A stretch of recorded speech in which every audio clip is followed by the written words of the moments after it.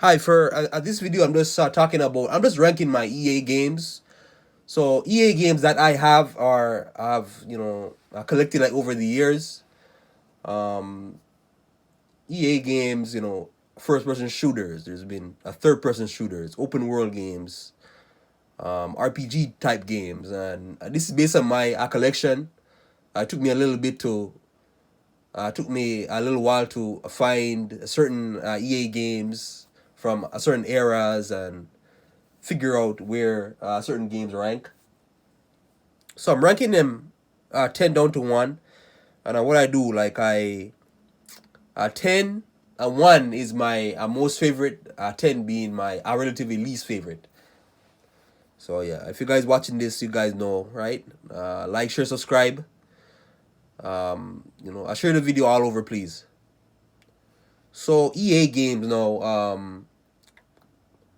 So number 10 would be Battlefield 1. I love Battlefield 1 for its multiplayer. I love the multiplayer a lot. Although it did lack weapons. It did lack weapons, and it being based on World War One, you had very outdated, kind of like no like older weapons like semi-automatic and one shot burst type weapons. But it was fun. The multiplayer, great maps. I love the maps. I love the maps a lot.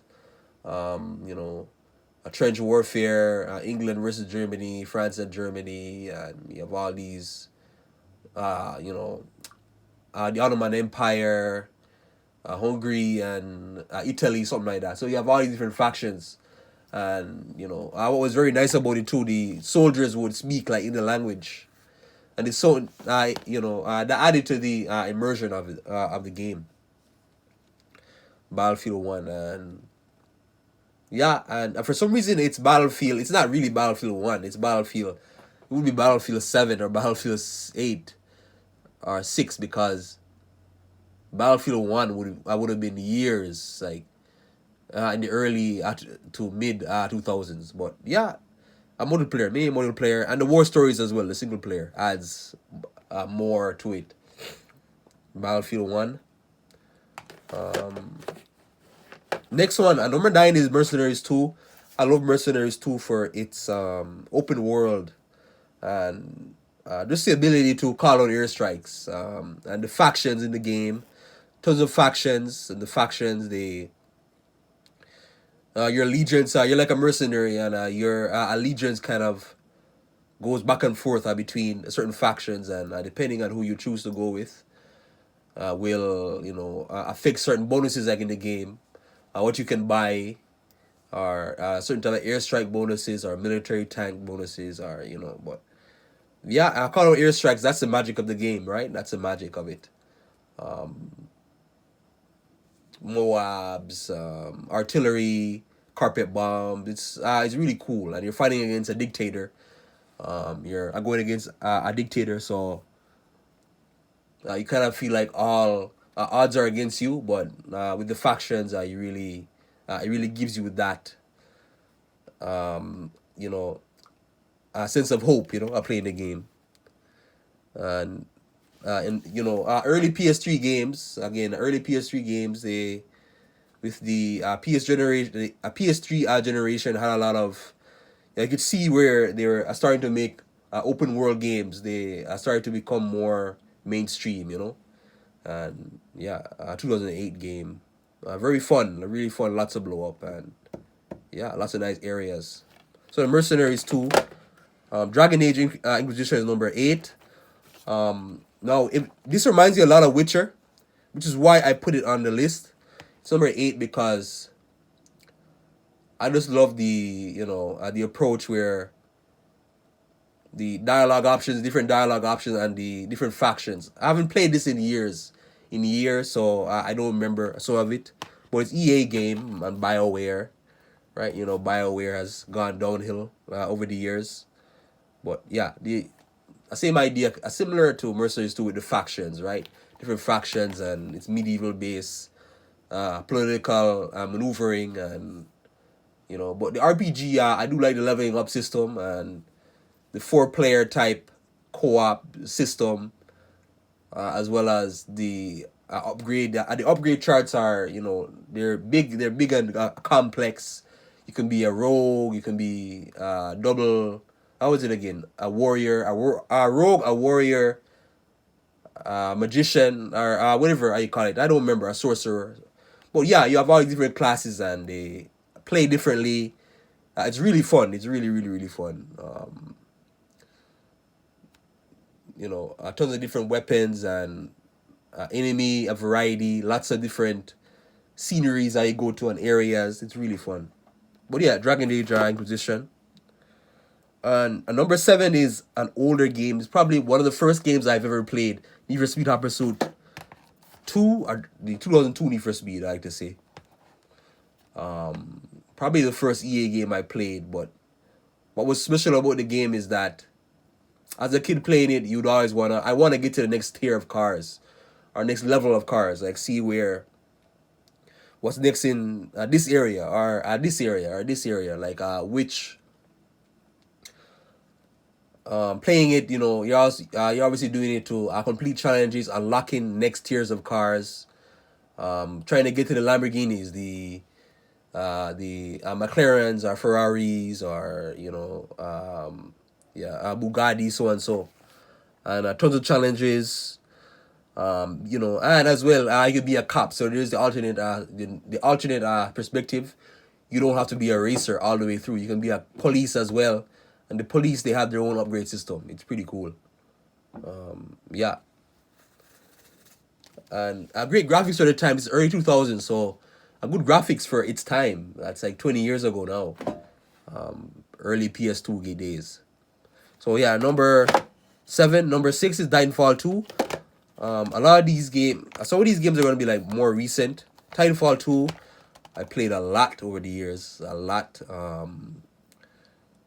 I love the wall run ability, jumping up on walls, and having the ability to go inside of this giant mech, Titans they call it, and the mechs, they have their own upgrade system. Well, not upgrade system, they have their own weapon system and a weapon bonus system, and you as well, you being the pilot soldier. There's so many weapons to choose from in the and the campaign alone, but not only that, not only the campaign, you have multiplayer as well. No, the multiplayer was a bit. It didn't really. I don't remember it much because the multiplayer had the problem where I could not get into games much. I could not get into leaderboards, or I don't know, or a game modes. Period. I don't know why. It's almost like nobody was playing the multiplayer. But a Respawn Entertainment with EA, it goes so well together. The graphics, the shooting, the sound effects, the voice acting it's really well done here, and the level design very fun. The wall run ability, the different enemy varieties, it's really good. It's really, really good, and one of the best FPS first person shooter campaigns I played. So yeah, that's number 6. Now we're in top 5. They're gonna be pretty much. So Dead Space 1 is number 5 now. Dead Space. I'm not much into horror, but the Dead Space formula is one of the most immersive games you can play out there. Scary, lots to see, lots of weapons, upgrades, customization, and the enemies. Just the enemy types. Like you're running away from these enemies, right? And space zombies, and just the way how you can approach a certain scenario with different weapons, and you're in space, and you can die at any time. So really, it's 5 and 4 because these are like Dead Space 2 and 1. They're very similar. One was a bit longer, I believe. But yeah, these are 4 and 5 on my list, on my favorite EA games. But yeah, again, and then boss fights as well. You have the boss fights. You have to watch out for zero gravity and low oxygen environments, and the zero gravity float missions. They're pretty cool as well. You're an engineer. It's pretty cool. You can basically you're going throughout like this space station, and you're trying to fix the space station that's gone array because of the space virus or whatever. And you gotta try trying to basically fix things. You know, like you're fixing things in the base station, getting it back up operational again. But there are tons of things trying to kill you. The space itself, the zero gravity, the low oxygen, the necromorph space zombies, traps, and all that. You know, so it's very terrifying. Yeah, Dead Space 1 or 2. And the number 3 is Need for Speed 2010. Hot Pursuit 2010. I love this because it's replayable. It's very replayable. Remastered. I have the older one here too, which is basically the same game. It's just I talked about it before. Remastered. I guess this is basically a kind of like HD a collection basically, or HD no like that game with better graphics. But what I love is that this content. There's little tons of content in this game. Endless amount of races, like racing this tons of racing modes, time trials, hot pursuits, chasing missions where you either play as a police or the racer. So you gotta be a police and you're taking down racers, and or you can be the racers driving like trying to outchase the or outrun the police cars. And there's tons of, similar to the Hot Pursuit 2, there's tons of tier of cars. You got one tier, the next tier, the next tier, and there's always like a new tier, like a new cars to unlock with the bounty system. The more bounty you get, the quicker you'll get to that next level. And really cool, like very very very cool.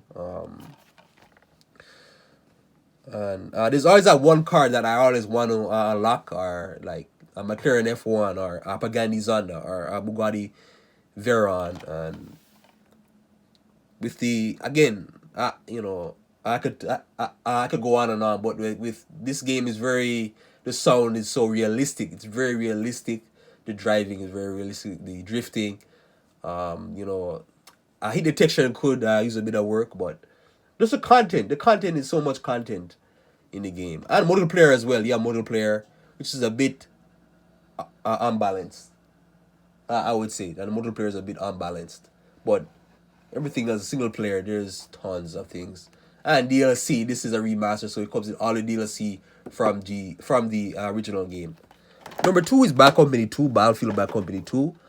Now EA games, again, I reckon EA games. The maps, I love the maps.